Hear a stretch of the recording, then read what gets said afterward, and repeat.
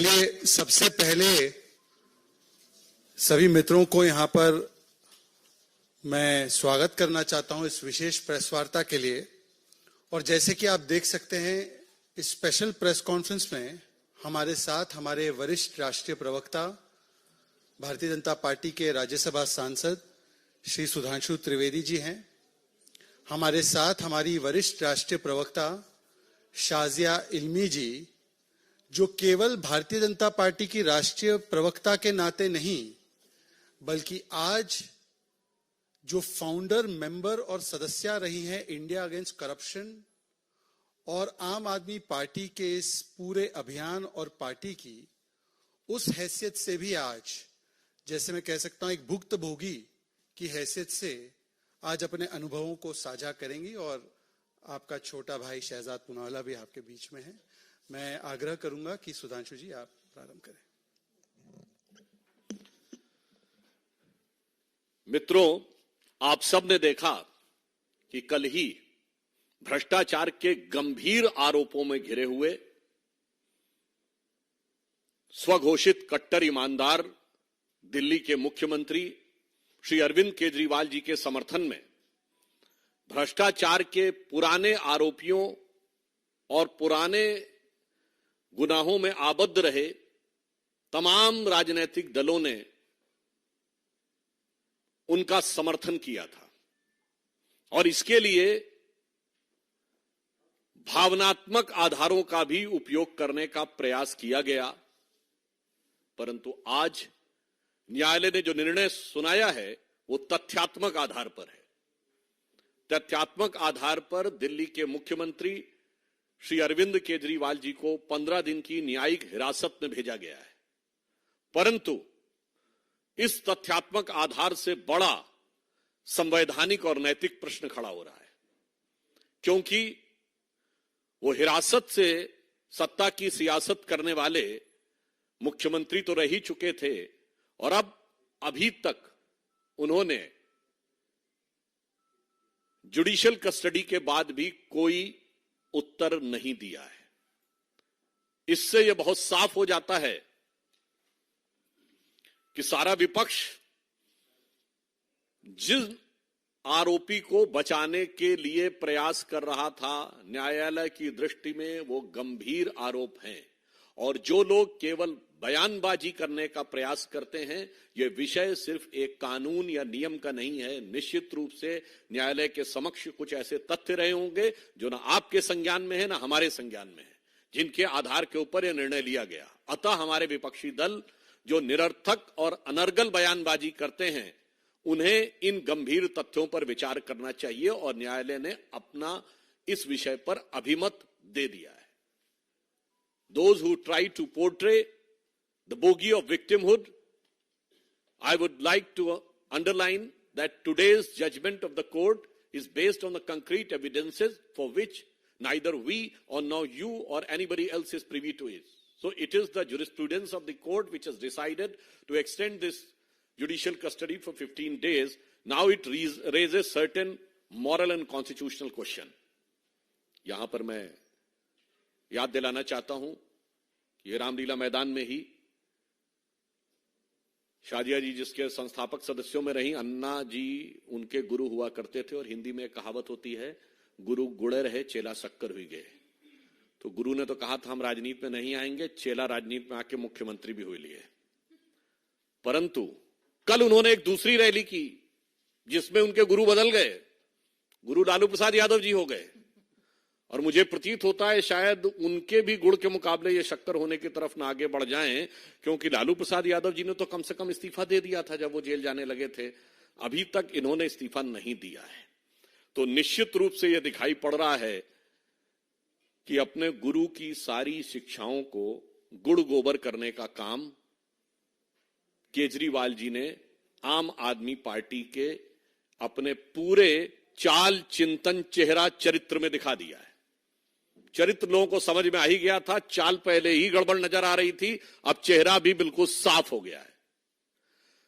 अब मैं यह भी कहना चाहता हूं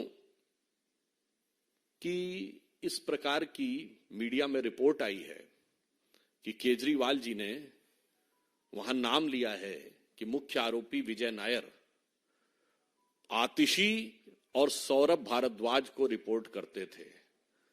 महोदय, अब मैं ये कहना चाहूंगा, ये तो समझना बड़ा मुश्किल है कि भाई शराब का घोटाला तो था, जिसको देखो वही आज यहां मदहोश है।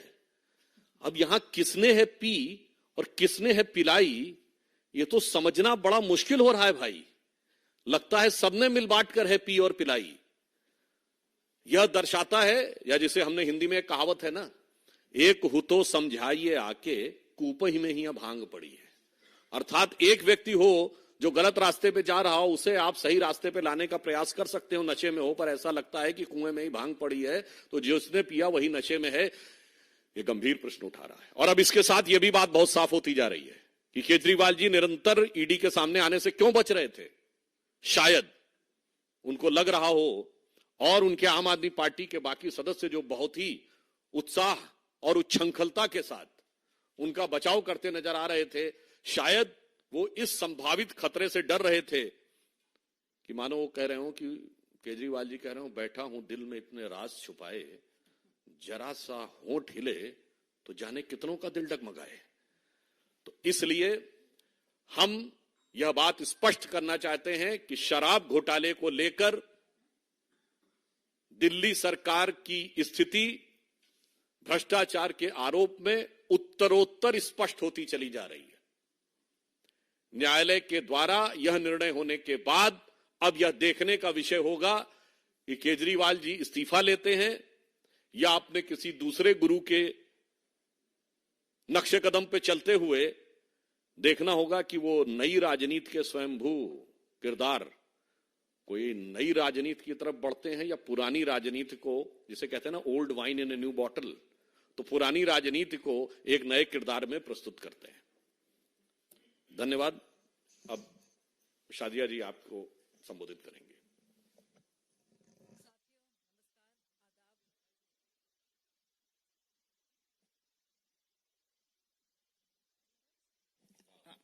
आवाज आ रही है?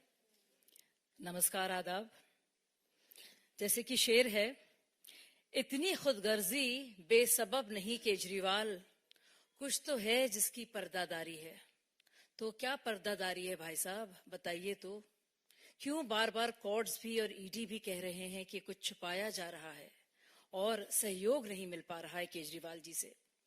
साथियों, 16 अगस्त का दिन 2011, आप सब लोग, आप में से कई लोग वहां मौजूद थे, और केजरीवाल जी 13 दिन 320 घंटे उन्होंने बाकायदा अनशन किया।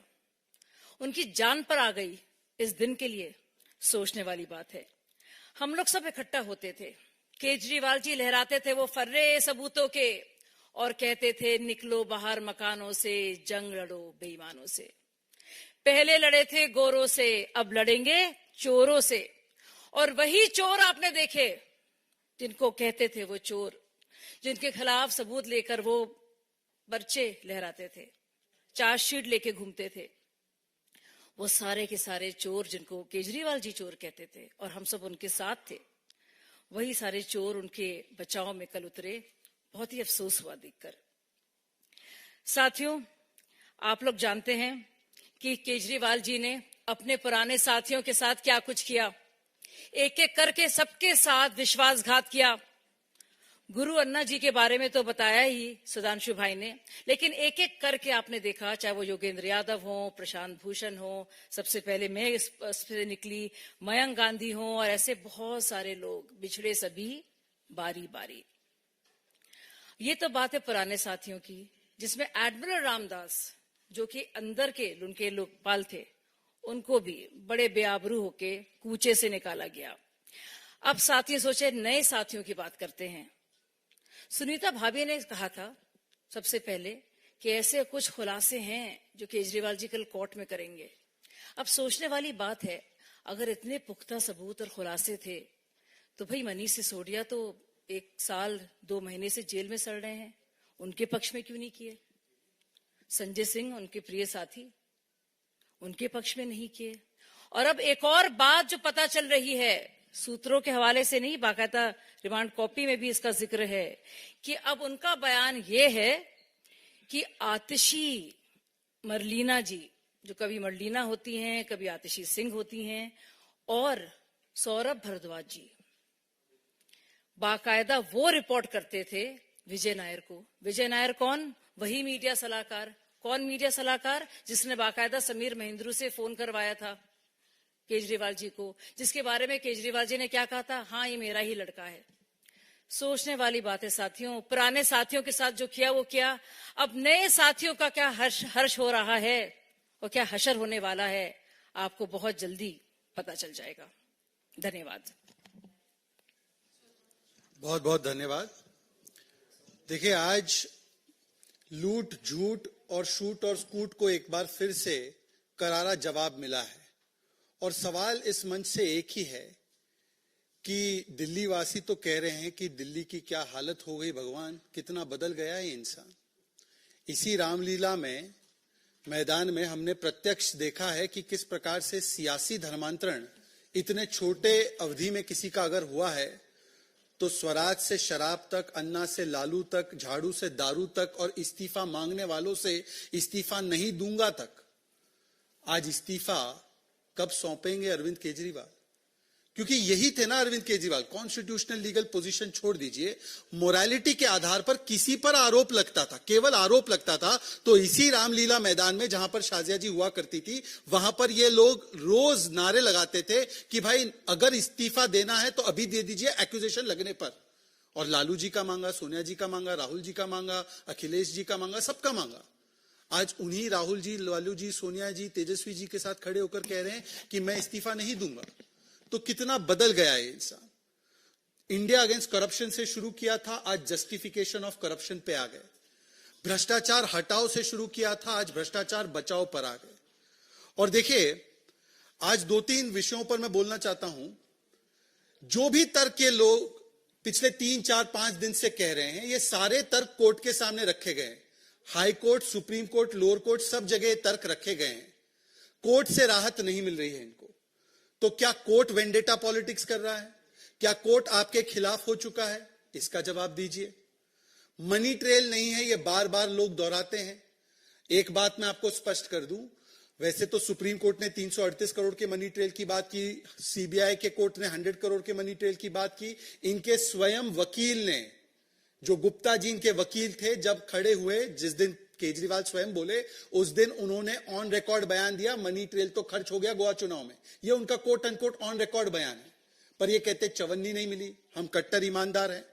तो कुल मिलाकर अब ये हो रहा है 3G घोटाला। 3G घोटाला क्या है? पहले शराब में घोटाला किया, उसके बाद सरकार जो जेल से चला रहे हैं वो घोटालेबाजी वाले ऑर्डर से चला रहे हैं। आज तक वो सीएमओ के ऑर्डर पर एक स्पष्ट जवाब नहीं आया है कि वो ऑर्डर जारी हुआ कैसे, किया किसने, किसने वहां पर सूचना दी सीएमओ को, कौन सा लिखित आदेश पारित हुआ, किस कोर्ट के आदेश से वो आदेश गया, कोई जवाब नहीं। और तीसरा है कि अब वो घोटालेबाजों की सहायता लेकर अपने घोटालों पर पर्दा डालना चाहते हैं। पर आज स्पष्ट तरीके से हम कुछ सवाल पूछना चाहते हैं, और वो सवाल ये है कि पहले तो अगर आप मुख्यमंत्री रहकर जेल से सरकार चला सकते हैं, तो भाई मनीष सिसोदिया ने क्या गुनाह और पाप किया था? उनका इस्तीफा तुरंत ले लिया। सत्येंद्र जैन का भी इस्तीफा ले लिया। अपने लिए अलग स्टैंडर्ड रखते हैं, और इनका इस्तीफा क्यों ले लिया? तो अब क्या है कि मीडिया में चल रहा है कि अब वो दूसरे कुछ अपने साथियों पर ब्लेम डालने की कोशिश कर रहे हैं। तो क्या तय कर दिया गया है कि अपने आप को किसी भी कीमत पर बचाना है तो दूसरों की बलि दी जाए? क्या ऐसा है? ये मैं नहीं कह रहा हूं, ना मैं कह सकता हूं, पर ये बातें चल रही है। दूसरी बात, आप देखिए ट्रेंड क्या है। कल कैलाश गहलोत जी को शायद समन किया गया था, वो गए। तो कैलाश गहलोत जी कल या परसों गए, तो उन्होंने ब्लेम डाला आतिशी पर। आतिशी से जब प्रेस कॉन्फ्रेंस में पूछा गया तो उन्होंने ब्लेम डाला सौरभ जी पर। और अब आ रहा है कि केजरीवाल जी ने जिस पर भी ब्लेम डाला है कि विजय नायर इनका बॉय था, हमारा बॉय था ही नहीं। तो अब आप देख लीजिए कि किस प्रकार से काम समाप्त हो जाता है। तो बड़े से बड़े अन्ना जी हो या अपने आज के साथी हो, उनके साथ क्या किया जाता है। तीसरा सवाल यह है कि शराब घोटाले के जो मूल सवाल है, उस पर कब जवाब देने के लिए आम आदमी पार्टी के मंत्री प्रेस कॉन्फ्रेंस करेंगे? ये 2.5% से 12% कमीशन कैसे हुई? कौन सी कमीशन की रिपोर्ट में लिखा गया था? इसी को तो बदला और इसके एवज में घूस ली ना। ये ब्लैक लिस्टेड कंपनी कैसे आई? ब्लैक लिस्टेड कंपनी आई, उन पे कार्रवाई नहीं, इसी के एवज में तो आपने घोटाला किया ना। आपने कोविड के कालखंड में जब त्राहिमाम और रसोइयां खाली थी, ऑक्सीजन के लिए लोग त्राहिमाम कर रहे थे, तब आपने शराब घोटालेबाजों की जेबें भरी और शीश महल बनाया। प्राथमिकता देखिए, नो पाठशाला, नो भोजनशाला, ओनली मधुशाला, यह आपकी प्राथमिकता थी और इस पे जवाब नहीं देंगे। और आखिरी सवाल है कि अगर इसमें कोई घोटाला हुआ ही नहीं तो आज तक कोर्ट भी आपको राहत नहीं दे रहा। आप नई पॉलिसी से पुरानी पॉलिसी पर चले गए और आप ही की बीएफएफ हमारी लैंग्वेज में, क्योंकि मैं मिलेनियल हूं थोड़ा सा, तो मैं बोलता हूं बेस्ट फ्रेंड फॉर एवर, जो दिल्ली में बने हैं, हालांकि पंजाब में फ्रेंड्स विद बेनिफिट्स है। ये बीएफएफ ने कहा है उनकी कि ये शराब घोटालेबाज है और इनका इस्तीफा होना चाहिए। आज भी कांग्रेस के एक आध नेता मांग रहे हैं कि इनका इस्तीफा होना चाहिए। तो देखिए, आखिरी में केवल इतना कहूंगा कि नेटफ्लिक्स वगैरह पे मैंने पाब्लो एस्कोबार के बारे में बड़ा देखा था। ये पाब्लो एस्कोबार नशा का कारोबार चलाता था जेल के भीतर से, और दिल्ली में भी एक पाब्लो एस्कोबार दिखाई देगा जो सरकार अपनी चलाएगा दिल्ली के जेल के भीतर से। वैसे जेल के अंदर क्या क्या सुविधाएं उपलब्ध होती है सत्येंद्र जैन के माध्यम से हमें पता चला है, पर वहां से चलेगी सरकार। ये कितना बदल गया इंसान, इसका जवाब आज दे अरविंद केजरीवाल। अब एक एक करके हम इसी विषय पर सवाल लेंगे और नारी शक्ति का सम्मान करते हुए प्रज्ञा जी आप शुरू कीजिए, सुधांशु जी जवाब दें।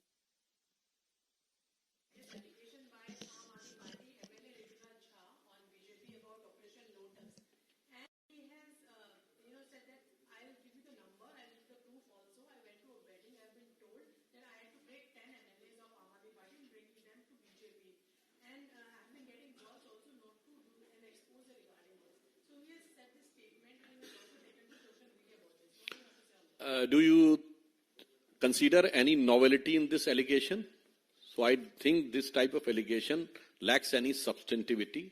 This has become a consistent habit of Aam Aadmi Party to divert the issues. But मैं एक बात जरूर कहना चाहूंगा, Aam Aadmi Party has become the only party in the history of the country which has got more than 90% majority on the floor. Still, they have called out their MLAs to pledge कि हम नहीं टूटेंगे, नहीं अलग होंगे। 90% की majority, उसके बाद उनको लगता है उसमें से कोई 2/3 चले जाएंगे। मुझे लगता है this shows the level of mistrust they are having. It may be because of the anguish against their leadership, but these type of flimsy, frivolous allegations have lost their any appeal which Aam Aadmi Party uses to throw in the air since several years. I would just like to say one more thing. What prevents Rituraj ji, prevents him from going to the police station and lodging an FIR? Why take to social media? Why not give evidence? Why not name the people? And what kind of evidence does he have? What stops him from going to the police station? वैसे इसमें एक और बात add कर दें, केजरीवाल जी भारत के पहले मुख्यमंत्री थे जिन्होंने एक नया तरीका बताया था, कोई भी तुमसे घूस मांगे तो उसका स्टिंग कर लेना। कहाँ है वो स्टिंग भाई? नहीं, मतलब आपके विधायक ही नहीं बात कर रहे हैं, ये दर्शाता है हमेशा वो चेहरे से कुछ और, शक्ल से कुछ और नजर आते हैं, और बाखुदा आगे आप खुद समझ पाते हैं। इसमें केवल एक फैक्चुअल पॉइंट ऐड करूंगा, फिर रविकांत जी का मौका है। इसमें केवल एक चीज कि 1-1.5 साल पहले प्रज्ञा जी, सौरभ भारद्वाज ने प्रेस कॉन्फ्रेंस करते हुए और बाकी के नेताओं ने कि 800 करोड़ रुपए भारतीय जनता पार्टी ने इकट्ठा कर रखे हैं आपकी पार्टी को तोड़ने के लिए, और उन्होंने कहा सही समय पर हम मीडिया वालों को ऑडियो टेप देंगे। मैं आज सभी मीडिया वालों से विशेष आग्रह कर रहा हूं कि आप जाकर वो वाला ऑडियो टेप पहले चला दें चैनलों पर जो उन्होंने 1.5 साल पहले कमिट किया था, क्योंकि इस प्रकार का अगर उनके पास प्रूफ है तो ये पीओसीए में जिसके पास प्रूफ है उसके ऊपर अनिवार्य होता है इसका प्रूफ सबमिट करे लॉ एजेंसी को। आज तक वो नहीं आया। एनीवे, रविकांत जी।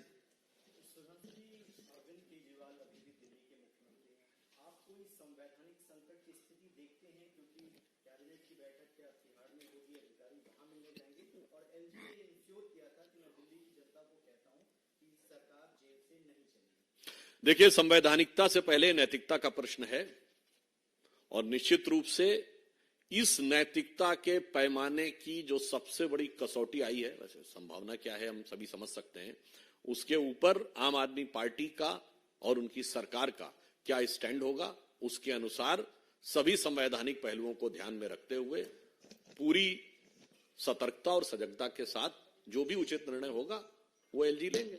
सुजीत जी,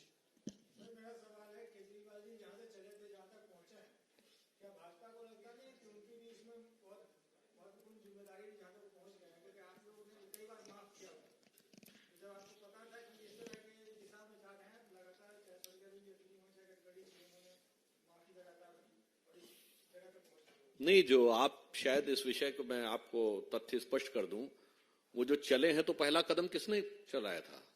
जब हमारी 32 सीटें थी, उनकी 28 थी और 8 सीटें कांग्रेस की, तो पालकी ढोकर आम आदमी पार्टी की कांग्रेस ने उनको पहला कदम चलाया था। और फिर उन्होंने ऐसा काम लगाया कांग्रेस का कि पंजाब में उनकी सत्ता का स्विच ऑफ कर दिया, गुजरात में उनका वोट हाफ कर दिया और दिल्ली में तो उनको साफ कर दिया। और उसके बाद कल कांग्रेस ने उनको माफ कर दिया। साहब, माफ हमने नहीं किया, कांग्रेस ने किया है। हिमांशु जी।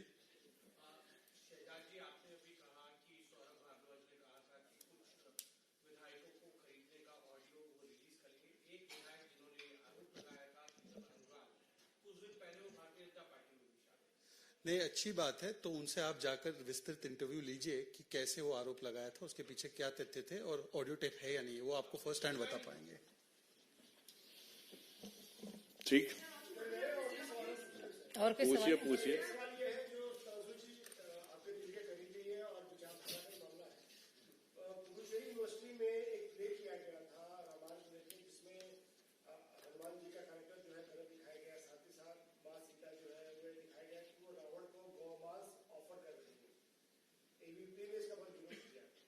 ये कोई नई बात नहीं है। 1993 में जब अर्जुन सिंह जी एचआरडी मिनिस्टर थे, आपको ध्यान हो, इस ढंग की तमाम प्रकार की आपत्तिजनक, अनर्गल, अशोभनीय और अभद्र रामायण के संदर्भ में बातें हुई थी।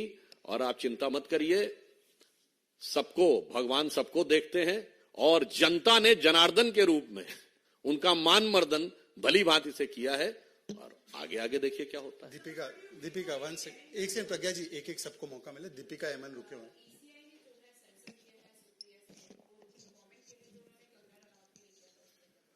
Look, one thing is very clear that the Congress party is the most misogynistic and woman-hating party. Congress से ज्यादा महिला विरोधी दल हो ही नहीं सकता।